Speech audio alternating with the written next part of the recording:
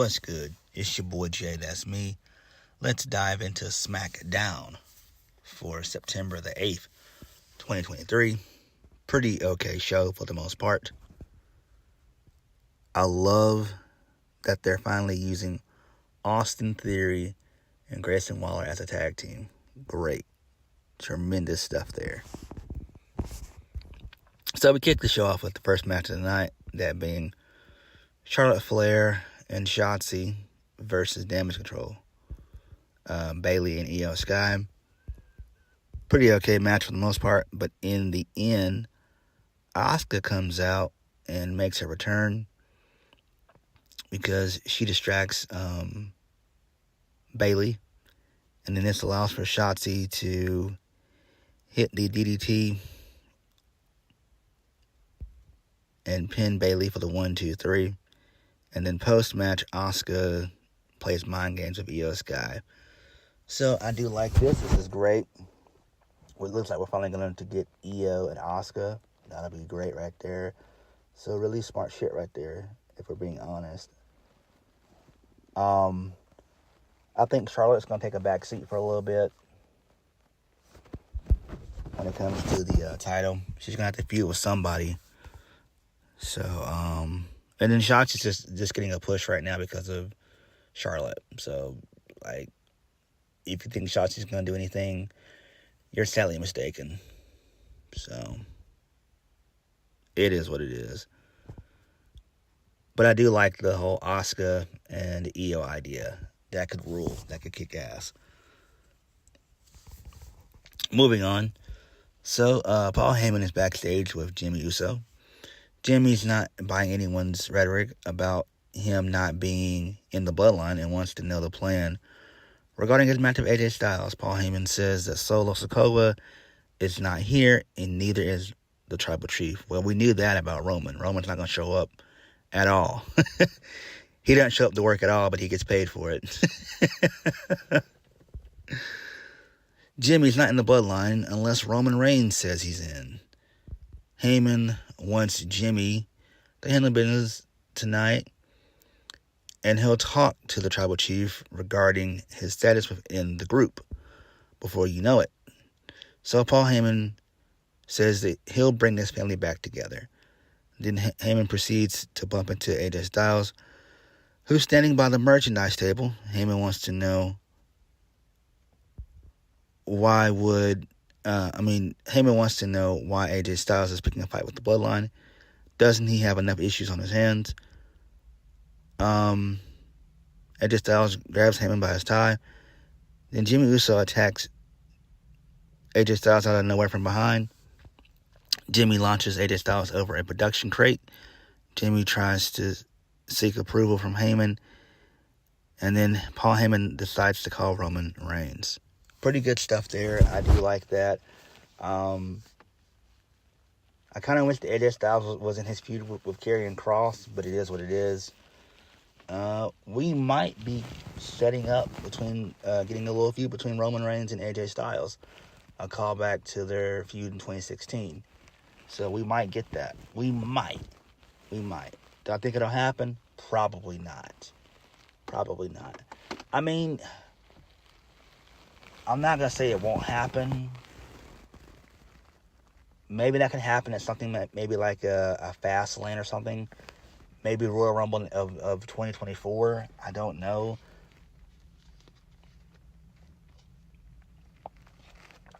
But, we could see AJ Styles and Roman Reigns again.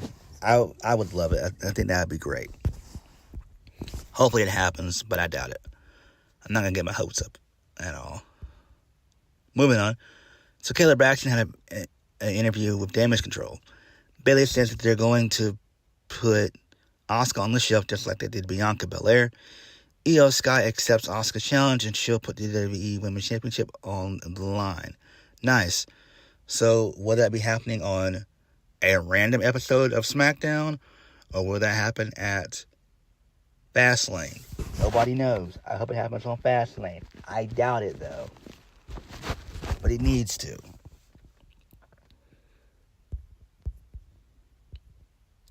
Moving on. So, Grayson Waller, no, LA Knight is in the ring. He talks about his feud with The Miz. And then Grayson Waller comes out along with Austin Theory. Austin Theory is the protege of Grayson Waller, and they mentioned that they are a tag team. So I do like this. This is great. Really good shit here. So this leads us into LA Knight versus Austin Theory with Grayson Waller on commentary. Grayson Waller is pretty good on commentary. In the end, Grayson Waller tries to get involved. LA Knight hits the blunt force trauma for the 1, 2, 3. And then also Grayson Waller tried to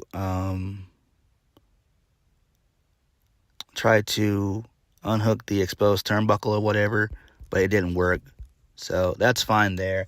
I'm just happy that Grayson Waller and Austin Theory are a tag team, and that's gonna be fucking tremendous. Let's go.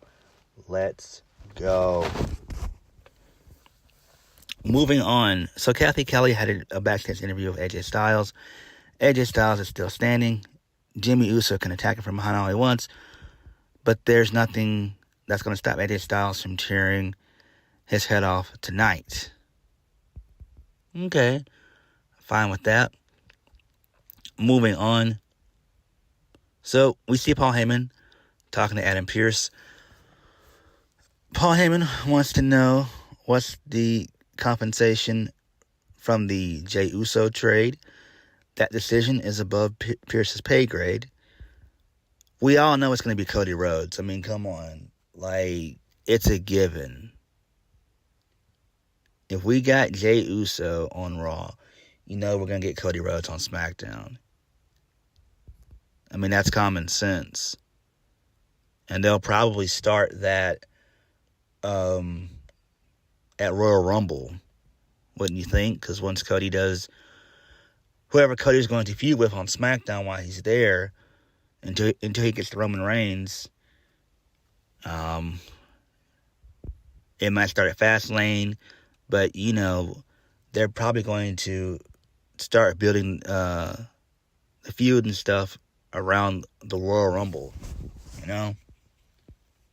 Cody's going to go into SmackDown. It's a no-brainer. Like, come on, it's not that fucking hard to figure it out. So LA Knight joins the conversation and tells Adam Pearce that he's willing to give Miz another match. Pearce makes the match official for next week. Okay. So I'm pretty sure Miz will probably win the second match, and then they'll have the third and final match at Fastlane. Right? We can all hope. So, Heyman formally introduces himself to LA Knight. He says that he's a big admirer of his work, and he gets the whole shtick. Paul Heyman tells LA Knight that next time he's conducting business in Pearce's office, make sure to knock on the front door first.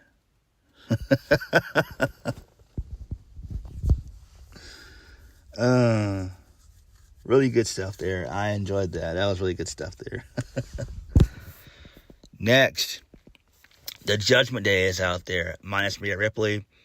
So they talk about how Dom has been in Judgment Day for a year, and they go on how they run all of WWE, and they've done something that the Bloodline couldn't do, and what Roman Reigns couldn't do, and that was win the WWE Undisputed Tag Team Championships from Kevin Owens and Sami Zayn. And then this brings out the Brawling Brutes, and then all four guys just jaw jack, and then this leads us into Finn Balor. Well, no, Butch snaps the fingers of Finn Balor, and then this leads us into the Judgment Day, which is Damian Priest and Finn Balor versus the Brawling Brutes. Butch, a.k.a. Pete Dunne, and Ridge Holland. pretty decent little match here, but in the end, Judgment Day gets the win via the coup de grace. Next, this leads us directly into a post-match, which is Bobby Lashley. He comes out, and he comes out with the Street Profits. So, Lashley says that the Bloodline is crumbling, which is correct, but it won't be the Judgment Day that will be taking over. It'll be them. So I do like this. So we don't know what Bobby Lashley's faction is going to be called, and we might be getting Bobby Lashley's faction versus Judgment Day, and that could rule. That could kick ass. So I'm thinking maybe Dom, Finn, Damian, and JD McDonough, Bobby Lashley, and the Street Profits. I don't know who else they could get to join them. I don't know. I can't even think of anybody off the top of my head right now. But that might be where things are headed. And that could rule. That could kick ass. I'm all in for that shit. I'm all in for that. Next, we get a video package from WWE's Superstars Spectacle event from India. That's cool. So that's why Rhea Ripley wasn't there. Becky Lynch could not make it because her passport ripped. And then we get an Asuka vignette, which is cool. So then we get the main event. AJ Styles versus Jimmy Uso. Solo Sikoa does come out. And so does the Judgment Day. So Jimmy Uso gets the win. No, my bad. AJ Styles gets the win for the 1, 2, 3. He wins via the phenomenal forearm. And then post-match, AJ Styles runs away from Solo Sikoa. The Judgment Day attacks AJ Styles from behind. Solo delivers a small spike to AJ Styles. And then the Judgment Day stare down Solo Sikoa. And then the show goes off the air. So this makes sense, all in all. This was an okay episode of Smackdown. Nothing was bad. Nothing was too good, if we're being honest. But it was an okay little show for the most part. I'm glad that Grayson Waller and Austin Theory are a team. I cannot wait for that. That's great. Great shit there. We see the Bloodline progression still, slowly but surely. Judgment Day showing up. Makes sense. Bobby Lashley and his faction. That is always good to see them. Again, I think they need to add maybe one more member. I really don't know who it could be. I don't. And I don't think it'll be like a Hurt Business 2.0. Well, you know what? I wouldn't mind him adding Shelton Benjamin and Cedric Alexander. I wouldn't mind him adding those two guys to the faction, if we're being honest. It'd be a 5-person faction, but that would be fine. But all in all, SmackDown was okay. But what did you guys think? Please hit the like button, comment down below, and subscribe for more videos. I'll catch you guys later. Oh, I forgot to mention, LA Knight has signed a new deal with WWE. It's 5 years. So they're going to lock him in for 5 years. I'm like, damn. That's one of the reasons why WWE was kind of hesitant in pushing LA Knight, because he hadn't signed the deal yet. But he finally gave in, and they signed him to a multi-year deal of 5 years. I'm like, damn. That's some Tony Khan type shit. So that's great. And I do believe that they are going to push LA Knight. They're going to push him heavily. But all in all, SmackDown was okay. But again, what did you guys think? Please hit the like button, comment down below, and subscribe for more videos. I'll catch you guys later. Peace.